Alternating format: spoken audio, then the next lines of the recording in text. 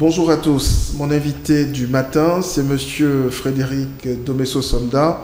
Vous êtes le représentant du chef de file de l'opposition burkinabé en Côte d'Ivoire. Bonjour et merci d'avoir répondu à notre invitation. Bonjour Monsieur Angé Mangani, c'est moi qui vous remercie de l'invitation. Merci. Alors, l'Union des patriotes burkinabés de la diaspora se mobilise samedi prochain. Il sera question de processus électoral, de sécurité nationale, mais d'abord, commençons par parler de processus électoral. Où en est-on aujourd'hui et qu'est-ce que vous comptez dire à l'opinion burkinabé en Côte d'Ivoire lors de ce meeting? Alors, au cours de ce meeting, nous allons donc aborder les différentes thématiques dont vous venez de parler. Et en ce qui concerne le processus électoral, nous allons quand même faire un point. Parce que l'étape de la bataille juridico-institutionnelle étant achevée, puisque le Conseil constitutionnel a débouté l'opposition qui avait formulé un recours, la loi a été promulguée par le président de la République. Donc démocratiquement, vous vous rangez? Nous ne nous rangeons pas. Ah. C'est maintenant que commence la bataille politique. La bataille politique. Après la bataille juridique. Après la bataille juridique. Et de ce point de vue, nous avons une série d'outils dans le tiroir de l'opposition pour nous faire entendre. Et croyez-nous, nous allons utiliser tous les moyens légaux pour nous faire entendre parce que nous sommes convaincus que cette décision qui a été prise n'est pas bonne. Vous savez qu'en ce qui concerne les questions aussi sensibles que les processus électoraux, c'est le consensus qui doit prévaloir. Surtout en Afrique. Voilà. Parce que ce sont les élections mal organisées, mal préparées qui génèrent après des crises à n'en plus finir. Et nous ne voulons pas de cela pour notre pays. Et donc nous allons exercer donc, sur le terrain cette pression-là. Voilà, cette pression-là pour amener le gouvernement du MPP à discuter avec nous. Parce que nous sommes convaincus que même si la loi a été promulguée par le président de la République, nous sommes convaincus que nous pouvons revenir à la table de discussion pour voir les points sur lesquels nous pouvons nous mettre d'accord et les points sur lesquels il n'y aurait pas de consensus, on laisse les choses en l'état.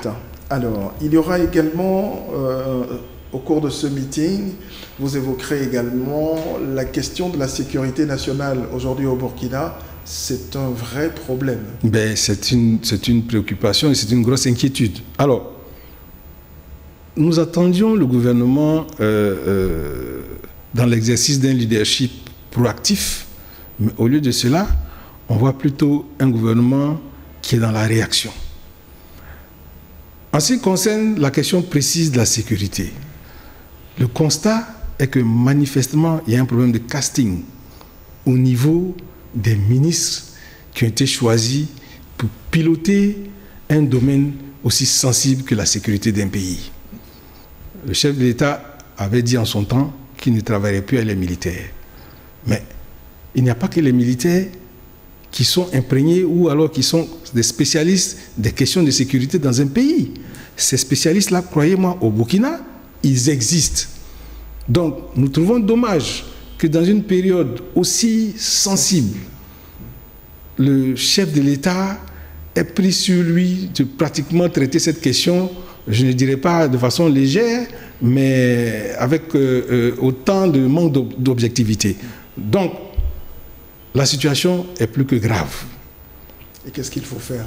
Nous pensons qu'aujourd'hui, les personnes qui ont le vrai profil de l'emploi doivent prendre les rênes de ces différents ministères-là, celui de la sécurité et celui de la défense. Mais en même temps, il appartient au chef de l'État de nommer qui peut. Oui, il a le droit souverain que lui confère la Constitution. Mais il ne faut pas oublier que ce sont les Burkinabés qui lui ont confié l'intégrité du territoire à assurer. Voilà, parce que dans certains cas, lorsque on vous remet les clés d'une maison et que vous n'assurez pas la garde comme la loi le demande, et dans certains pays, c'est une faute très grave. Voilà, donc nous souhaitons, et nous avons constaté que depuis que le chef de file de l'opposition a commencé à donner de la voix, il s'est trouvé, fort heureusement, que le Conseil national de sécurité s'est réuni. Alors que depuis 6 mois, il ne s'était pas réuni. Mais on ne peut pas dire que ce qui se passe au Burkina vient d'arriver. Ça fait pratiquement plus d'1 an que notre pays est dans cette situation de guerre larvée. Alors, en même temps, on sait que l'armée aujourd'hui a aussi des difficultés financières. Et c'est aussi pour cela que vous voulez mobiliser l'opinion ici pour soutenir l'armée. Tout à fait. Et nous emboîtons donc le pas du chef de file de l'opposition, le président Zéphirine Diabré, qui a donc pris l'initiative de lancer donc un appel à toutes les forces vives burkinabées pour contribuer à un petit effort individuel pour soulager un tant soit peu les forces. Il ne s'agit pas de financer les besoins de l'armée. C'est un symbole pour dire que nous sommes de cœur avec notre armée qui se saigne à blanc pour vous les soutenez. Voilà, que nous les soutenons. Et nous, ici, nous pensons que c'est une bonne chose. Alors, je vous disais tout à l'heure qu'on attendait un gouvernement proactif, mais on voit qu'ils sont plutôt réactifs. Et nous venons d'apprendre que le président de l'Assemblée nationale a demandé donc aux députés de prévoir un effort dans ce sens. C'est bien. Oui, c'est bien, mais on se pose la question de savoir qu'est-ce qu'ils attendaient depuis pour prendre une initiative de cette nature. Alors ici, concrètement, comment ça va se passer cette mobilisation pour mobiliser des fonds au service de l'armée? Alors, nous allons nous retrouver à la place Inch'Allah le samedi 29, si Dieu le permet, et dès 9h du matin, nous allons nous réunir donc, pour dérouler donc, notre chronogramme en lien avec les thématiques que nous avons citées au début de cette émission. Et donc à la fin de cette manifestation, nous allons lancer de façon officielle donc, la levée de fonds, et tous les fonds qui seront recueillis vont se faire en présence d'un huissier de justice. Et nous trouverons après les voies et moyens pour convoyer ces fonds-là que nous allons remettre au chef de file de l'opposition burkinabé, le président Zéphirine Diabré, qui en fera bon usage, nous en sommes certains. Donc, manifester aussi notre soutien auprès des forces de défense et de sécurité du Burkina qui se battent tous les jours pour garantir la sécurité et l'intégrité des frontières du Burkina.